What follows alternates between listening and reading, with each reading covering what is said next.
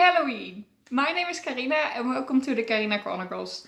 Today I will talk about all the books that I've read in October.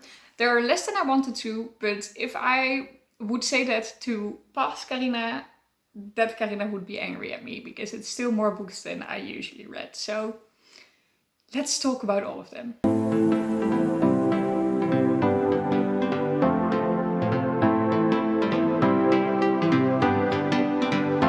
So October was a weird month for me. It felt like I haven't read so much, but there are 6 books. And usually, like last year's, I was very happy when I came to 5 in a month.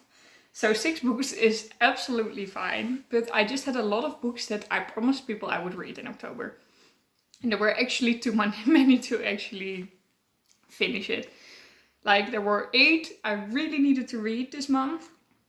And I finished 6, so I feel a little bit unfulfilled. But well, if I read those in the first week of November, I will be fine. So, let's start with these books because rating-wise, it was an absolutely incredible month. Now I'm looking at the stack that I have here, I'm even more surprised. This is ridiculously good. So, let's quickly start. The first one that I actually wanted to finish already in September but didn't make it was The Gentleman's Guide to Vice and Virtue by Mackenzi Lee. I met Mackenzi Lee in the beginning of October, it already feels like months ago. And I was so happy to let her sign this book, and when I met her I almost finished it, I needed 100 more pages to go. This is a YA historical fiction with LGBTQ plus representation and people of color. So I don't know what I need to say more to convince you that this is really, really nice. The main character is really, really annoying, Monty. And well, he has some good reasons for that, but he's still annoying. But annoying in a funny way. Like, he's not nice, but his group of friends is really sweet. They're really nice. And he, of course, is not like accidentally their friend. There is something good in him, but he can be really annoying, and yeah, that really made it fun to read. It is just a fun read. It tells you a little bit about the time it's taking place in. I think it's the 16th century or the 17th century, and then 16 blah blah blah. Let me take a quick look. Why doesn't it work? Yes. Oh no, it's even the 17 ... So the 18th century. But, well, really, really, really liked it. I like the characters. It's more about the characters than the plot, but the plot was still exciting too.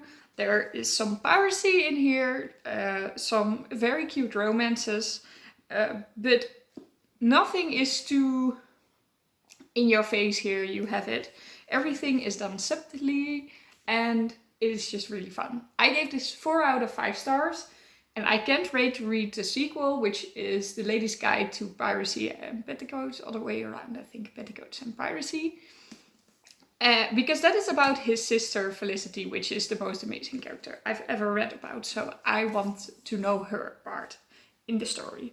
So, going to read that soon. The second book I read this month was a review copy, and that is always a little bit scary because review copies can go all the way for me. The last review copy I got was only 2 stars, and I was a little bit generous with this one.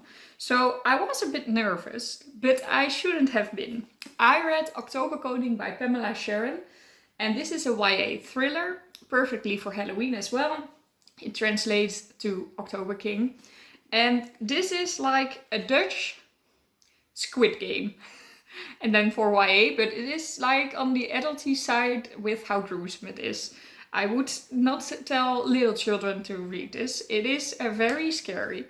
The author actually already wrote this story in 2018 and then won a writing prize with it.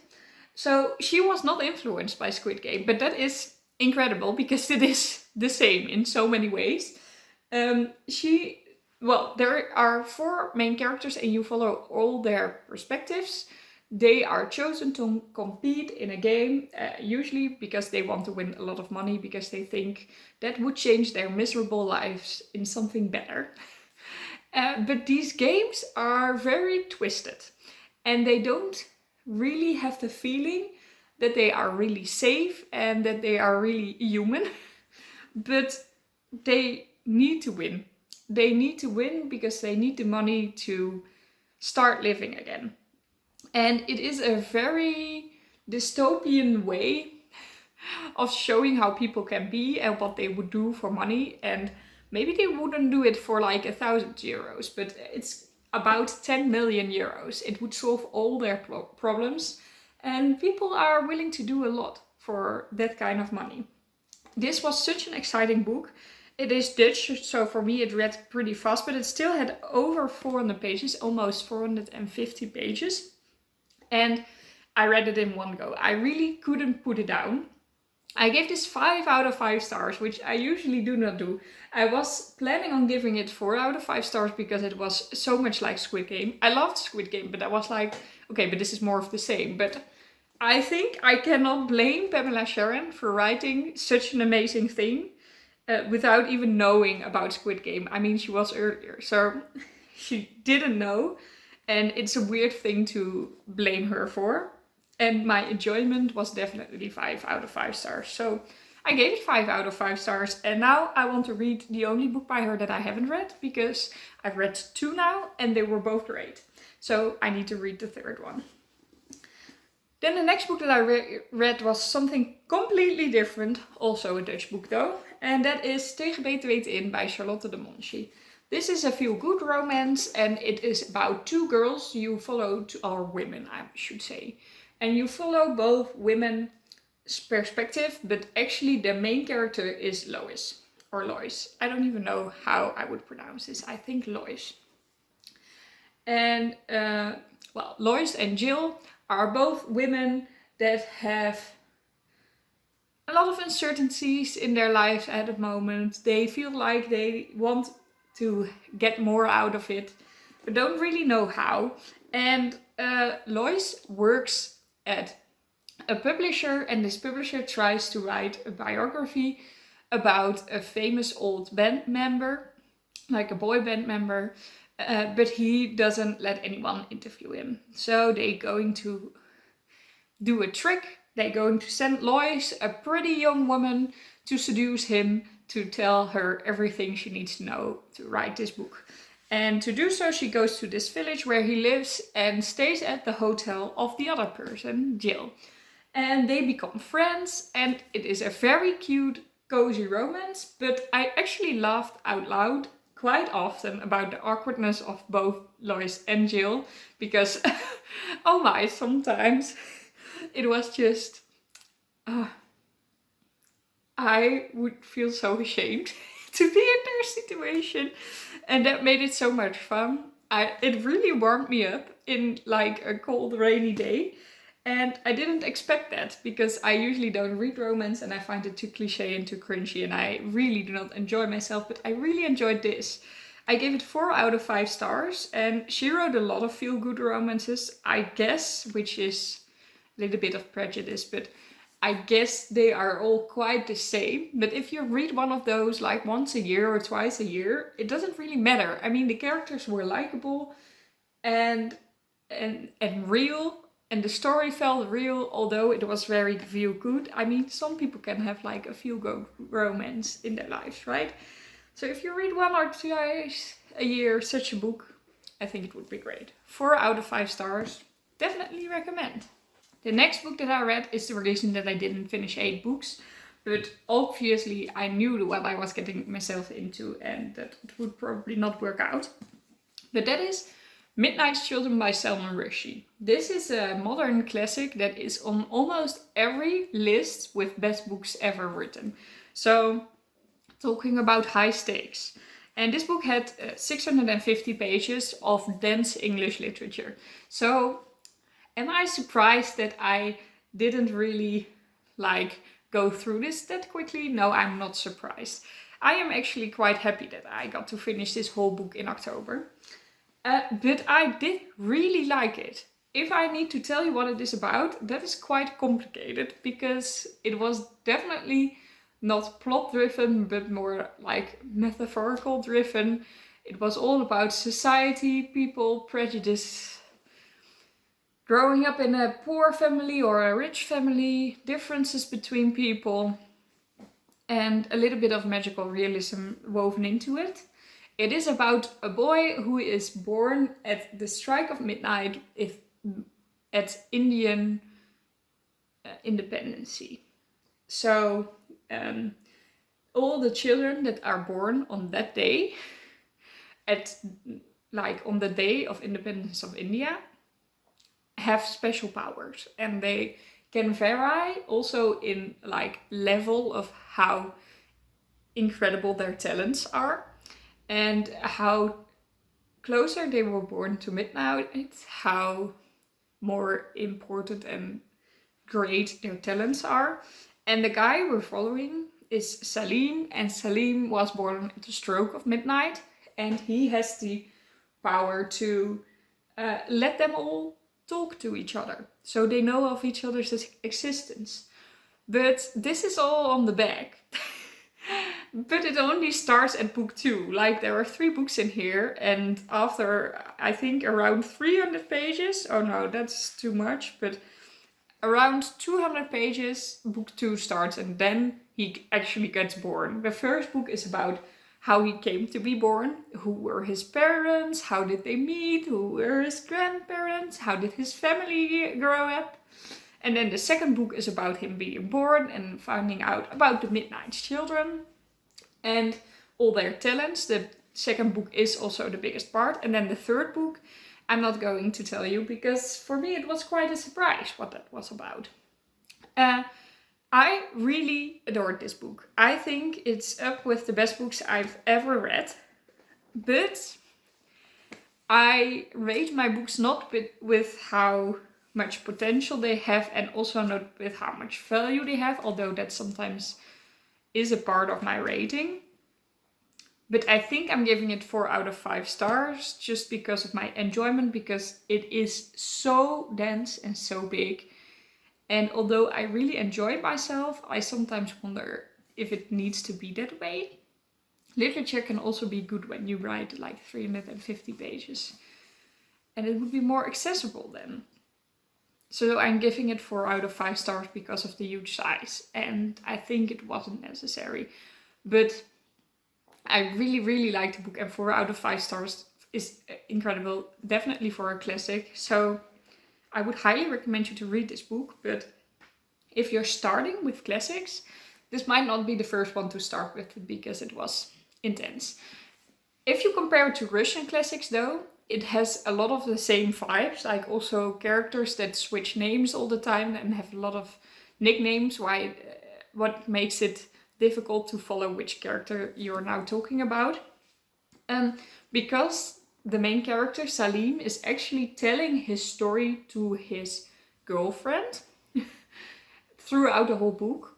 It is easier to follow for the reader because if he tells something very difficult, she asks a question like, but how does that work? I don't understand. And that really helps. And it sounds like a trick maybe, but it works really well. He even explains sometimes why a chapter is called a certain way. And it really helps. So it feels like a classic that you can fully understand, which is usually not the case. So maybe it would be a good one to start with, but prepare for a lot of dense English texts. And then the next one that I read was also a classic, but that one read really, really fast. And that's why I read it, because it was like a little treat for myself after I finished such a big book. And that was Dickens' A Christmas Carol, and then translated by Merel Lene for the Wereldklassiekers of the publisher Blossom Books, the World Classics. They are all illustrated and very, very pretty. Like we have these kind of pictures. Very pretty. And hello, this might be my favorite classic I've read up till here. It's funny, it's cute, it's full with metaphors, it's short, but has its purpose. And I'm just amazed. I didn't I didn't know I was going to be so happy about this book. Literally, I was smiling all the time, and I watched the movie several times. I know what this story is about, but I didn't expect it to be so nice. 5 out of 5 stars. Definitely one of my favorite classics ever. And this is not comparable to Midnight's Children, because this is also meant to be kind of a children's story to teach children valuable things. Midnight's Children is not a children's story. So, of course, that one is more difficult. But this shows how much joy and metaphors and important life lessons can be put into 100 pages. And you don't need to write 700 pages to convince me that you're a good writer and to write a good story. So this is 5 out of 5 stars, definitely. And the illustrations, I swear, it is so pretty. That's why I have all these editions, because they're also pretty. I own quite some now, but I've read Romeo and Juliet, Frankenstein, The Strange Case of Dr. Jekyll and Mr. Hyde, and A Christmas Carol now. I still need to read Inferno by Dante. And I still need to own Pride and Prejudice by Jane Austen and Zorro. So, some to go, but really happy I've read this. And the last book that I've read is actually my favorite book of the month, which is great because that is what I hoped it would be. I have waited so long to read this and everyone said it would be a favorite. And I was so nervous, but it actually is a favorite. I didn't read the Just Jacket. I will in my reading vlog, but it is The Invisible Life of Addie LaRue by V.E. Schwab. This is V.E. Schwab's first adult literature book. So she herself says she wanted something else. She thought about this for a very long time. It is written in a different style. It's not fantasy-like, although there are fantasy elements. It's meant to be a literary piece, and I think it is. There are some things to improve, but it's definitely still 5 out of 5 stars. This is a book about a girl named Addie LaRue, and she makes a pact with the devil because she doesn't want the life that she's living. She wants freedom and she just wants to live, and he gives her that. She lives forever, and the cost that she pays for that is that she's completely free, so free that people don't remember her as soon as a door closes between them. And that, of course, makes her incapable of having relationships, of doing anything important, because she can't even have a job because people will be like, who are you? Why are you in our office?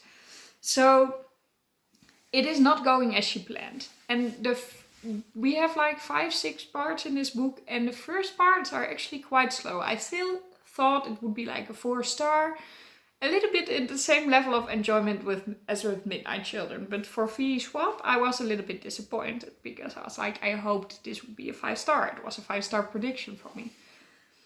But as soon as she meets this guy, Henry, and we also follow his perspective, I was sold. I mean, he is such an amazing character. I loved his point of view even more. So, yeah. Then I was sold, and I secretly already knew that it would be 5 stars. So, very happy that it actually came out to be 5 stars. I am still angry that there's a mistake in here about a Dutch painter.